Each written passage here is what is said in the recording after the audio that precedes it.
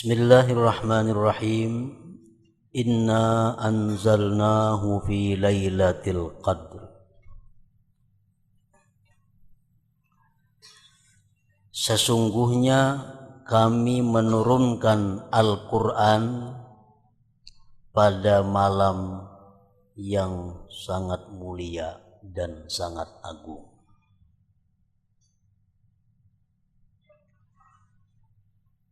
Sebagaimana diriwayatkan di dalam banyak riwayat bahwa Al-Quranul Karim diturunkan Allah dari Lauhil Mahfuz ke Baitul Izzah sekaligus.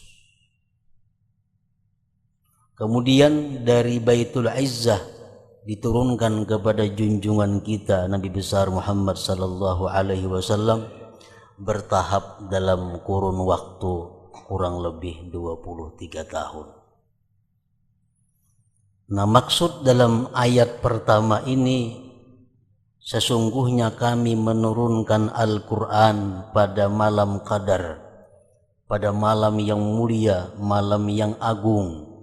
Itu adalah menurunkan dari Lauhil Mahfuz ke Baitul Izzah di langit yang pertama.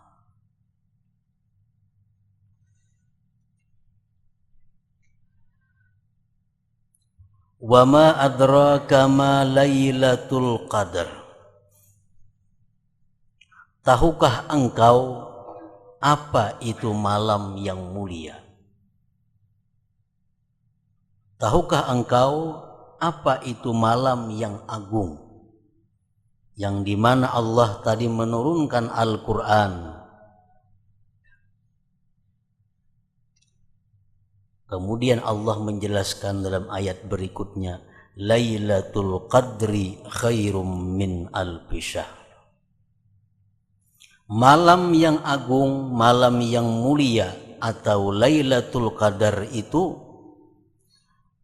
siapa-siapa yang beribadah pada malam itu, ganjarannya lebih baik daripada beribadah 1000 bulan.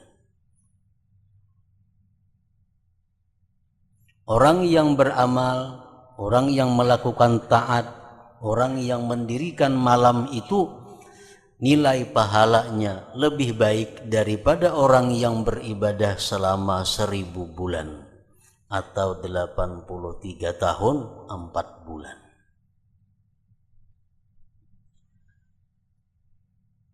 Para muhibbin rahimakumullah, banyak riwayat daripada Rasulullah sallallahu alaihi wasallam tentang itu Lailatul Qadar.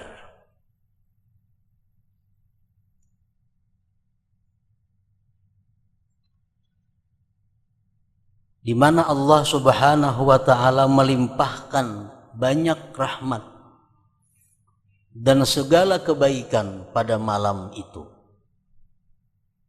terutama bagi mereka-mereka yang taat dan beribadah kepada Allah Subhanahu wa taala. Sebagaimana sabda Rasulullah sallallahu alaihi wasallam, "Inna hadha asy-syahra qad hadarakum wa fihi lailatun khairum min alfi syahr. Man hurimaha faqad hurimal khaira kullah wala yuhramu khairuha illa mahrum." Rawahu Ibnu Majah. Sesungguhnya ini bulan, maksudnya bulan Ramadan, telah hadir kepada kamu. Dan pada bulan Ramadan itu ada satu malam di mana beribadah pada malam itu lebih baik daripada beribadah dalam 1000 bulan. Barang siapa yang ditegah pada malam itu untuk beribadah kepada Allah, barang siapa yang tidak diberi taufik oleh Allah beribadah pada malam itu qadar tadi, laqad hurimal khaira kullah, maka berarti orang itu ditegahlah kebaikan seluruhnya. Dan tidak ditegah kebaikan itu Lailatul Qadar kecuali memang orang-orang yang tertegah daripada taufik Allah Subhanahu wa ta'ala. Jadi artinya orang-orang yang tidak menghiraukan tentang Lailatul Qadar, orang-orang yang tidak peduli dengan Lailatul Qadar, itu adalah orang-orang yang mahrum, orang-orang memang ditegah untuk mendapatkan pemberian Allah yang banyak pada Lailatul Qadar. Sebagian kita ada yang mengintai, mencari, menunggu kapan Lailatul Qadar itu. Nah, inilah orang-orang yang diberi anugerah yang besar oleh Allah Subhanahu wa ta'ala. Sebagian lagi ada orang yang acuh tak acuh tentang Lailatul Qadar, seolah-olah tidak ada Lailatul Qadar itu. Nah, ini orang yang mahrum, orang yang ditegah daripada taufik Allah Subhanahu wa ta'ala. Para muhibbin rahimakumullah, apa yang Allah lakukan pada Lailatul Qadar itu? Di antaranya Rasulullah sallallahu alaihi wasallam menyatakan, "Innallaha yanzuru Lailatul Qadri ilal mu'minin min ummati Muhammadin sallallahu alaihi wasallam faya'fu anhum wa yarhamuhum illa arba'an. Mudminu khamrin wa akan wa musyahinan wa qati'a rahim." Sesungguhnya Allah memandang pada Lailatul Qadar itu kepada orang-orang yang beriman daripada umat Nabi Muhammad sallallahu alaihi wasallam. Allah mengampuni mereka dan menyayangi mereka. Yang mana ampunan itu dan kasih sayang itu tidak diberikan Allah pada selain malam Qadar atau pada Lailatul Qadar. Jadi seluruh yang beriman daripada umat Nabi kita dapat ampunan Allah, dapat kasih sayang yang khusus dari Allah pada malam Qadar itu. Kecuali ada 4 orang yang celaka yang tidak dapat ampunan Allah. Orang-orang ini malam Lailatul Qadar itu kada dapat ampunan, apalagi di malam yang lainnya. Karena Lailatul Qadar itu adalah merupakan paling afdal malam yang masih ada sekarang ini. Malam yang paling afdal adalah malam wulida fihil Mustafa sallallahu alaihi wasallam, malam di mana dilahirkan junjungan kita. Itu malam yang paling afdal, tapi itu kada terulang lagi, cuma sekali dalam sejarah. Nah, yang kedua Lailatul Qadar, malam Qadar, malam yang nomor 2 urutan kemuliaannya. Nah, siapa-siapa yang pada malam Qadar ini tidak mendapatkan rahmah, tidak mendapatkan ampunan dari Allah, apalagi malam yang lain. Siapa 4 orang nang kada dihiraukan Allah, 4 orang ini kada dipandang Allah, 4 orang ini tidak diampuni Allah. Pertama, mudminu khamrin, orang yang suka minum yang memabukkan.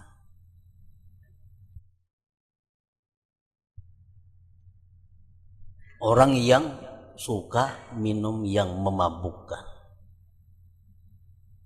Kalau dahulu suka, sekarang sudah tobat, lain kisahnya. Itu tobat ngarannya. Ini kada. Bulan Ramadan datangnya kada ada jua tobat-tobatnya. Walaupun ini di bulan Ramadan tuh istirahat, kada minum yang memabukkan lagi, cuma kada tobat. Nah, termasuk dalam mudmin khamrin, orang yang suka minum yang memabukkan.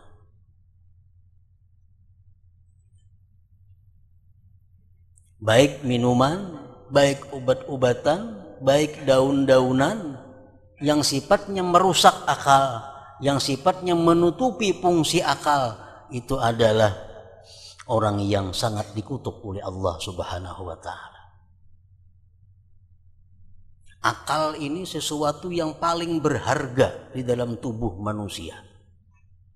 Dengan akal itulah kita mengenal Allah. Dengan akal kita dibebani salat dan hukum-hukum lainnya. Tanpa akal semua anprai. Nah, orang-orang yang berusaha merusak akal, ini orang-orang yang benar-benar dikutuk oleh Allah. Orang minum arak itu orang yang tertutup akalnya, terganggu akalnya.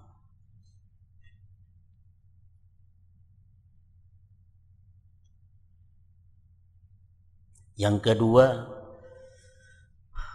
jadi orang-orang yang suka minum mabuk-mabukan, alangkah bagusnya, alangkah mestinya sebelum Ramadan tobat. Jangan hanya sekedar istirahat, tapi tobat agar dapat sesuatu yang mulia pada bulan Ramadan. Yang kedua, wa'aqan liwalidai. Wa'aqan. Yang ketiga, orang yang durhaka kepada orang tuanya. Nah, orang durhaka kepada orang tuanya, kayak apa aja inya beribadat, kayak apa aja inya sembahyang, kayak apa aja bersedekah.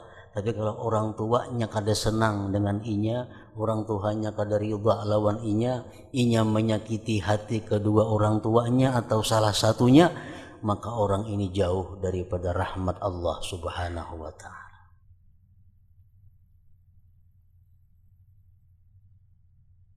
Jadi kalau kita sebelum datangnya bulan Ramadan kita seringkali bertentangan dengan orang tua, seringkali mungkin menyakiti hati orang tua, maka mintalah ampun kepada Allah dan mintalah halal kepada kedua orang tua agar di bulan Ramadan itu kita ada harapan menerima yang istimewa dari Allah Subhanahu wa ta'ala.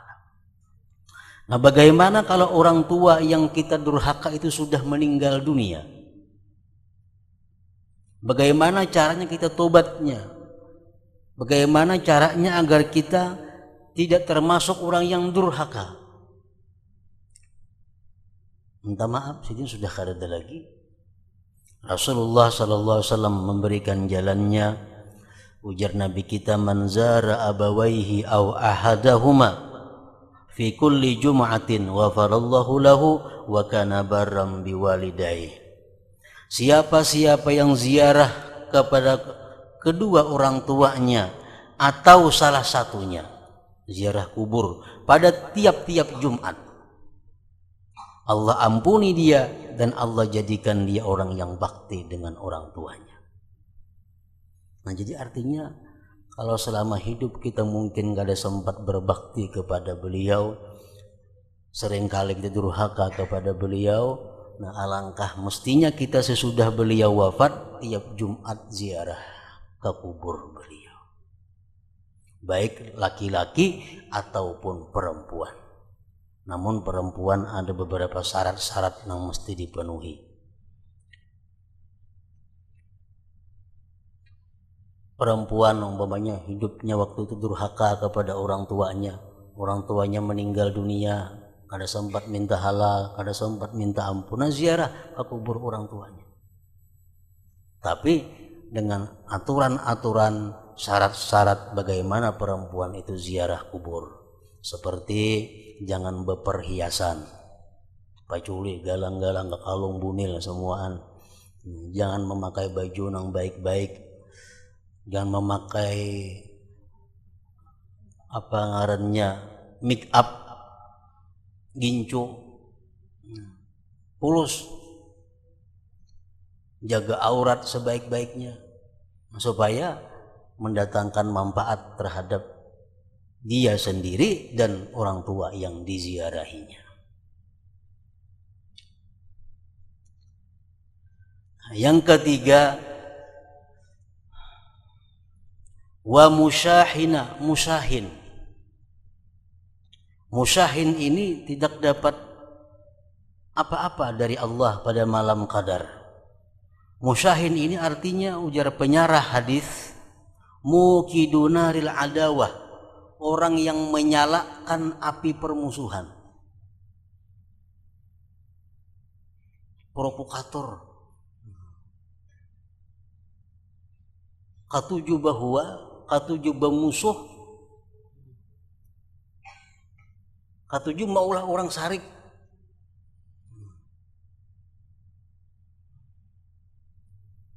Yang keempat, wa qati'u rahim, orang yang putus keluarga. Nah, 4 orang ini pada akan dapat keistimewaan pada malam Qadar, malam yang agung atau Lailatul Qadar itu. Para muhibbin rahimakumullah, Lailatul Qadar terjadi setiap tahun sebagai sejarah diturunkannya Al-Quran. Namun tidak ada kejelasan kapan itu Lailatul Qadar tepatnya.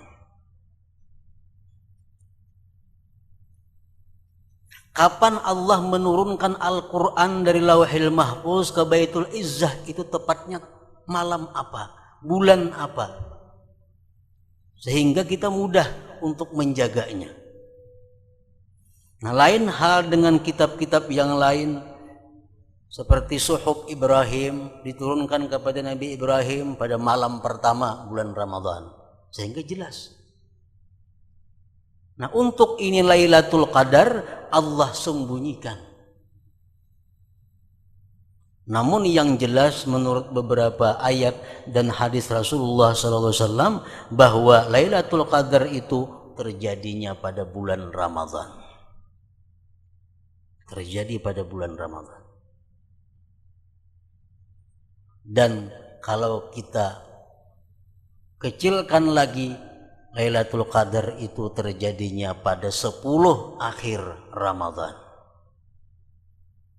Dikecilkan lagi, menurut kebanyakan para ulama, Lailatul Qadar itu terjadi pada malam yang ganjil-ganjil di antara 10 akhir Ramadan itu.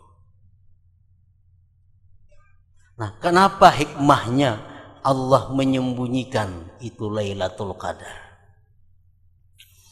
Al-Imam Fakhrul Razi mengatakan dalam tafsir beliau, di antara hikmah kenapa kita tidak diberitahu kejelasan Lailatul Qadar. Pertama, rahasianya.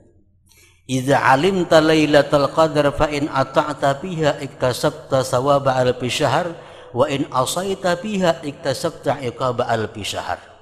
Wa dab'ul iqab aula min jalbis thawab.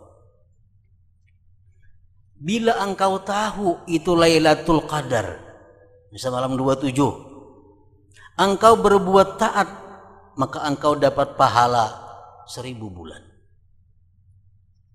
Tetapi bila engkau maksiat pada malam Qadar itu, sedangkan engkau tahu ini malam Qadar, engkau berbuat maksiat kepada Allah pada malam itu, engkau mendapatkan siksa 1000 bulan. Dan menghindari siksa itu lebih utama daripada mencari pahala. Kalau kita kada tahu pada Lailatul Qadar berbuat maksiat kada seberapa. Tapi kalau sudah jelas tahu bahwa ini Lailatul Qadar, kita berbuat maksiat, kita akan dapat siksa 1000 bulan. Karena menunjukkan keberanian kita kepada Allah Subhanahu wa Ta'ala. Allah sudah menawarkan rahmat, menawarkan ampunan malam itu, ternyata kita maksiat. Nah, ini menampakkan permusuhan kepada Allah. Itu salah satu hikmahnya. Yang kedua, rahasianya Allah menyembunyikan kepastian kapan Lailatul Qadar itu. Rahasianya yang kedua adalah dengan adanya tidak diketahui pasti Lailatul Qadar itu, maka engkau berusaha, berjuang, beribadah pada sekalian malam Ramadan. Yang tahu malam 27 misalnya, malam 27 itu hibak kira-kira masjid tuh. Bisa kada muat masjidnya. Nah, padahal dengan adanya kada diberitahu ini diharapkan setiap malam kita berusaha jangan-jangan Lailatul Qadar itu terjadi. Para muhibbin rahimakumullah, menurut pendapat yang kuat, yang mu'tamad, bahwa Lailatul Qadar itu terjadi dalam satu malam dan tidak berubah sampai hari kiamat. Itu pendapat yang kuat. Dan kebanyakan daripada ulama-ulama ini mengatakan bahwa Lailatul Qadar itu terjadinya pada malam 27 Ramadan. Dan sampai hari kiamat kada berubah. Tetap 27 Ramadan. Ada yang mengatakan lagi malam 21 Ramadan. Sampai hari kiamat tetap kada berubah pada malam 21 Ramadan. Nah, berhubung banyak pendapat tentang ini Lailatul Qadar, maka kita diharapkan selalu tahari atau berusaha mengintai pada malam-malam ganjil itu agar kita bertemu dengan Lailatul Qadar. Karena orang-orang yang beribadah pada malam itu qadar, walaupun dia tidak ditemui oleh hal-hal yang istimewa pada malam itu, tetap pahalanya sama 1000 bulan. Kalau misalnya 1000 bulan ini orang yang ditemui Lailatul Qadar kada. Siapapun yang beribadah pada malam itu, walaupun dia kada ditemuinya, tetap akan dapat pahala 1000 bulan. Para muhibbin rahimakumullah. Tanazzalul malaikatu warruhu fiha biizni rabbihim min kulli amr. Turunan malaikat dan Jibril pada malam Lailatul Qadar itu dengan izin Tuhan dari tiap-tiap perkara. Malaikat dan Jibril turun ke muka bumi untuk melihat bagaimana umat Nabi Muhammad sallallahu alaihi wasallam. Sebab di bumi ini banyak perbuatan-perbuatan taat, banyak ibadah-ibadah yang tidak ada di langit. Jadi para malaikat langit sangat merindukan untuk melihat ibadah-ibadah umat Nabi kita yang tidak ada di langit itu. Kalau kita beribadah di sini berzikir, orang langit harap pada kita berzikir. Kalau kita beribadah sembahyang, orang langit harap pada kita sembahyangnya. Kalau kita membaca Quran, kalau kita membaca selawat, malaikat langit lebih kuat daripada kita. Tapi ada ibadah-ibadah yang dirindukan oleh mereka untuk melihat. Pertama, it'amut ta'am, memberi makan orang. Di langit kada ada orang baruhan. Ada. Jadi mereka rindu melihat bagaimana umat Nabi Muhammad memberi makan sesamanya. Yang kedua, aninul usad, rintihan-rintihan tobat orang-orang yang maksiat kepada Allah. Di langit orang ada yang berdosanya. Nah, dua itu yang sangat dirindukan oleh para malaikat langit untuk mereka melihat, bisa bertemu dengan orang-orang seperti itu. Salamun hiya hatta matla'il fajr. Malaikat Jibril dan lainnya tadi memberikan salam kepada orang-orang yang beriman sampai terbit fajar. Jibril menyalami tiap-tiap orang yang beribadah pada malam Lailatul Qadar. Cuma sepalih ada yang merasa, ada yang kada. Siapa nang kada disalami oleh malaikat itu daripada umat Nabi Muhammad sallallahu alaihi wasallam? Syekh Abdul Qadir Al-Jilani menyebutkan di antara orang-orang yang tidak mendapat salamnya malaikat pada Lailatul Qadar itu adalah pertama az-zalamah, orang-orang zalim. Orang-orang zalim, orang-orang yang menganiaya orang lain, baik menganiaya hartanya atau menganiaya pribadinya, atau menganiaya kehormatannya, atau menganiaya apa aja.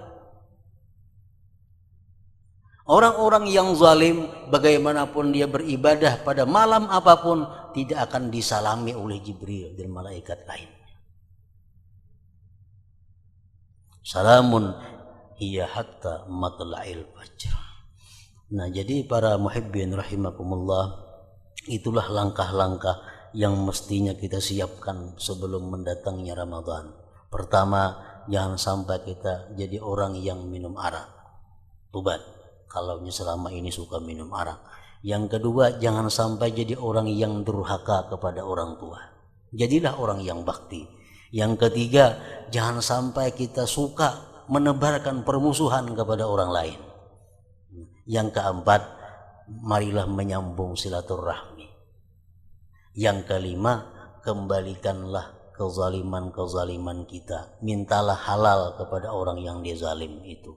Nah, bila 5 hal itu kita bisa mengatasinya, maka kita ada harapan untuk disalami dan oleh malaikat-malaikat dan mendapat keistimewaan yang diberikan Allah pada Lailatul Qadar itu.